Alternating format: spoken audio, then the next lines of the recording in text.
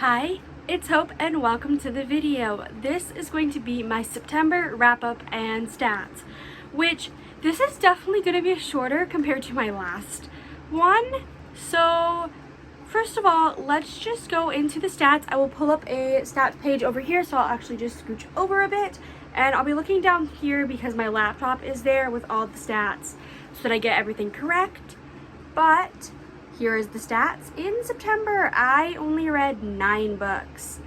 I did read like part of another, but I didn't finish it, so it doesn't count towards the stats. But I read 9 books. I read 4,091 pages. My average star rating was a 4.1, so that was pretty good. I listened to 1 audiobook. I read 5 ebooks, and I listened to 3 mixed. That means that I read mixed formats. In this case, I think the 3 were physical and audiobook together. 2 of those books were adult, 2 were new adult, and 5 were young adult. 1 was erotic, 4 were fantasy, 1 was paranormal, and 3 were romance. And this was my worst reading month since 2019. And that just shows that I just wasn't in that big of a reading mood. And that's okay. Like, I'm not mad at myself that this was my worst reading month since probably like November, December 2019. But that just shows that sometimes people that read these like huge amounts, like I typically average about 20, that sometimes we just have some bad reading months, and I'm still counting this as a good reading month. Like, I read 9 books. That's better than nothing. If you would have told 2018 me that I would have been disappointed for reading 9 books, I literally would have laughed at myself. So let's just get into what books I did read. So the first book I read is Court by Tracy Wolff. This is the 4th book in the Crave series, which the first book is Crave, which we follow Grace, who she ends up having to attend this academy in Alaska that is ran by her uncle after her parents pass away. And little does Grace know that this like academy is for supernatural people, and it's her learning that, things happening, and in this 4th book things have changed a lot. And I loved Court. I give it 5 stars. It's my second favorite book that I've read in September. My favorite book that I read in September, you will definitely, that will be a lot of talk about that one. But I really enjoyed this. I've loved every book in this series. Court probably is my favorite, and I'm so curious on what's gonna happen in Charm, which is book 5. And I'm excited to see what happens in book 6 too. But I just love the characters so much. I love the world. I love everything about this series, and I'm dying to get my hands on physical copies. And I will probably try to get my hands on physical copies, as there's going to be a fun announcement to do with this series coming December-ish. So keep an eye out for that. The next book was, one of these things is not like the other, as you probably noticed. There was an erotic book I mentioned. That was Dicked by Daddy by Dana Isley. This is the 4th book in the Nick and Holly series, which basically we follow smutty erotic novellas featuring Nick and Holly, and yeah, it's age gap, smutty, kinky. And I gave this 3 stars. It wasn't good, it wasn't bad, it was good. It was like okay. Next we have Love on the Brain by Ali Hazelwood. This is basically a like scientist romance. We follow B, who is a neuroscientist, I think, and Levi, who is a engineer, and basically they end up working on this project for NASA, and they knew each other when they were a few years younger, like when B was in grad school, and Levi was working at like the school that she was doing her grad school at. And then now we're a few years later, and is them having to be like co-leaders for this project, and them realizing that they have feelings for each other while a bunch of other things are going on. And I gave this 5 stars. I absolutely love this. I love B and Levi. I think I like this more than The Love Hypothesis, which is another book by Ali Hazelwood that is also kind of like scientists. And I love this because it supports women in STEM, and I loved Bea and Levi, the way that they like, I just loved everything about it. If I will start going into spoilers, which we don't want to do, but I enjoyed this. I want to get my hands on a physical copy. I loved it. The moment my holds from my library came in, I was like, I just have to read this, so I did. The next book was Stone Cold Touch by Jennifer L. Armentrout, and this is the second book in the Dark Element series. The first book is White Hot Kiss, and in White Hot Kiss we follow Layla, who is half gargoyle, half demon, and she's been raised by gargoyles, which are basically the wardens or the like protectors of Earth from demons. And when Layla meets a demon named Roth, things start to go wrong and change. And in the second book, we are carrying on with that story of where book 2 ended off, and I gave this 4 stars. I really enjoyed this. I have enjoyed everything I've read by Jennifer L. Armentrout so far. With Stone Cold Touch, I love the characters, I love the relationship, I loved the plot twist at the end / the cliffhanger, which I did end up starting book 3 in that series, but I haven't picked it up in like 2 weeks.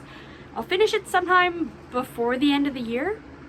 But I'm definitely glad that I picked up Stone Cold Touch because I did enjoy it. The next book is The Sunbearer Trials by Aiden Thomas. This basically is, the easiest way to describe it is almost like Hunger Games meets Percy Jackson, but make it queer. We basically follow Teo as he has to compete in this competition, which basically 10 semidiosas or like the children of the gods have to compete every 10 years to basically like refuel the energy of Sol, who is the sun god, and to like keep away the evil. And Teo ends up getting picked to take part in this competition, and things go from there. I love this book so much. Yet another Aiden Thomas book that I gave 5 stars, and I loved this book. I listened to the audiobook alongside it. Best decision ever. And I just love this so much. I love the way that you see Teo grow as a character, as well as the side characters see them grow. But oh my god, I wish I would have recorded my reaction to the plot twist and the end, because I literally had to stare at my wall for like 5 minutes just going, what did I just read?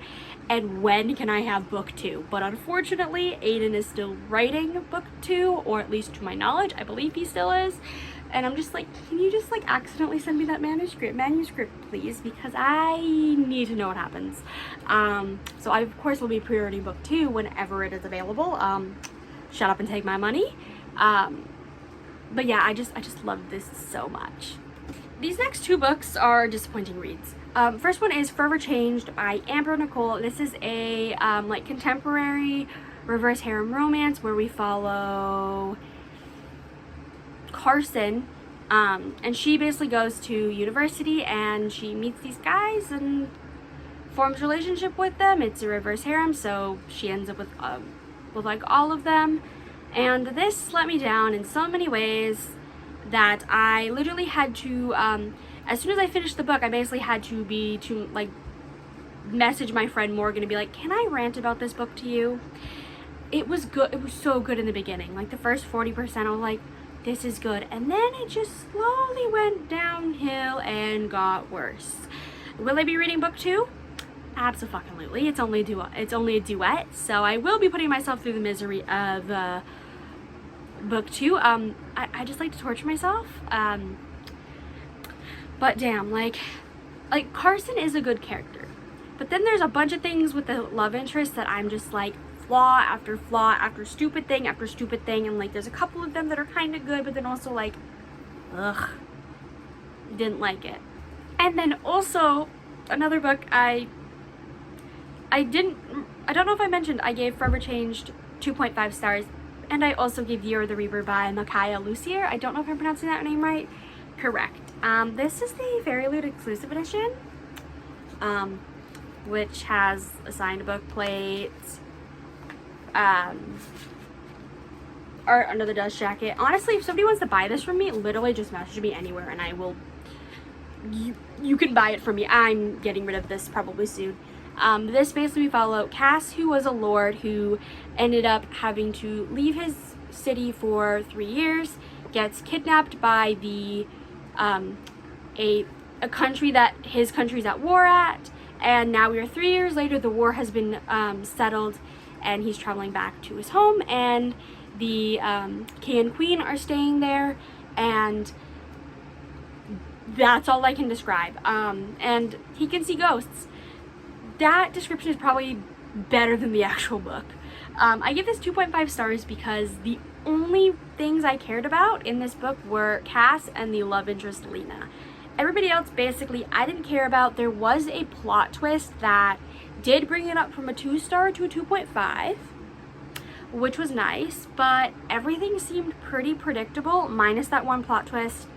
And none of the characters, all the characters felt really one-dimensional.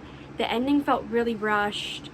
And, like, as in could have been 20, 30 pages more easily, because this is a standalone that is only 324 pages.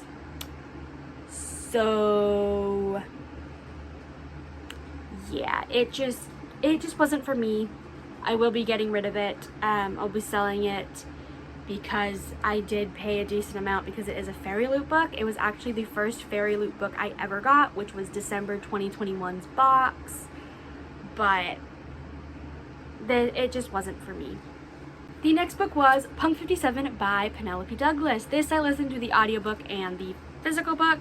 I also should mention I did listen to the audiobook for this too. That's the only thing that made me finish it. But yeah, but back to Punk 57. But with Punk 57, basically follow Misha and Ryan, and in 5th grade they became pen pals through like a thing that their schools were doing, and 7 years later they are senior in high schools, and Misha has stopped writing to Ryan, and Ryan is like, why the fuck has he stopped sending letters?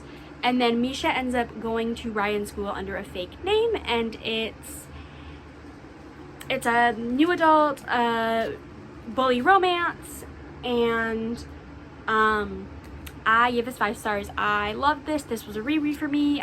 I first read it in June 2021, I think, and then I did my reread now, and I absolutely love these characters. Yes, the characters are very flawed. Yes, the story is very, very, very wrong, but I can't help but love it. I just can't help but love it.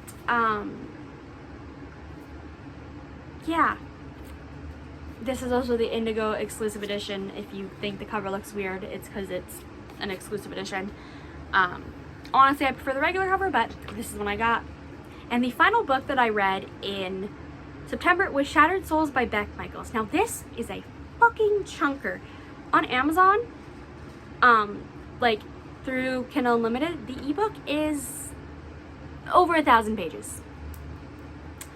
That's why I really couldn't read that much this month. But this is the 3rd book in the Guardians of the Maiden series. The first book is Divine Blood.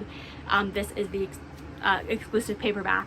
But basically in Divine Blood, we follow Dinah, who basically every 10 years, a shadow demon comes and destroys her village and like kills people and all of that. And 9 years ago, her mother, brother, and father were killed, and now we are 9 years later, and Dinah just really wants to figure out a way to save her village. And she does find a way, but it is on this mysterious place called Mount Ida that nobody knows exactly where it is, and anybody who's traveled there has never returned. But she sets out on this adventure anyways with her cousin Zev, who is a werewolf, and on that journey they meet Cass, who is a celestial, or kind of like an angel, and the 3 of them set off to do this quest, and they meet people along the way. There are so many like mythical creatures or species. There is so much political aspects. There is so much fantasy aspects. There's this whole prophecy that winds everybody together. And honestly, it is amazing. But in Shattered Souls, we obviously follow the events of book 2, which is Bond and Fate, and this book, as the title says, shattered my soul. If you watched my vlog, my last vlog, which I'll leave in the iCard and the description, you can see my about 5-minute rant after I finished the book, where I literally explained how I sat on my floor clutching my box of tissues while just sobbing my eyes out for like 20 minutes. That ending broke my heart, and I honestly, it's a top contender for my favorite books of the year. I loved it so much. The characters, I love the character dynamics and the character arcs. I love how well Beck Michaels writes villains. There's the villain in this that you want to hate so bad. You hate him so bad, but yet when you learn something about him, you sympathize. And even some of his, and even some of the other people on his side, you sympathize and you care and you want them, you root for them. And I love the romance between two of the main characters. I love that it's multiple POV. I love that it's just, it has this such beautiful arc too. I just loved everything about it. 5 stars, obviously. I think I said in my blog, I'm like, if I could give a book 6 stars, I would. But yeah, I'm like, literally, if you haven't picked up the first book, Divine Blood, please, if you are a fantasy reader, I highly advise picking it up. It's beautiful. It's one of my favorite series. And I'm already excited to do a reread of all the books and just have my heart ripped out again, because why not? But I really hope you enjoyed this wrap up. Let me know what is one book that you read in September, or if you have read any of these, or if you're interested in any of these, or just anything bookish in the comments below. I'd love to hear your thoughts. But I really hope you enjoyed this video. Don't forget to like and subscribe. I hope to see you in my next video, and bye!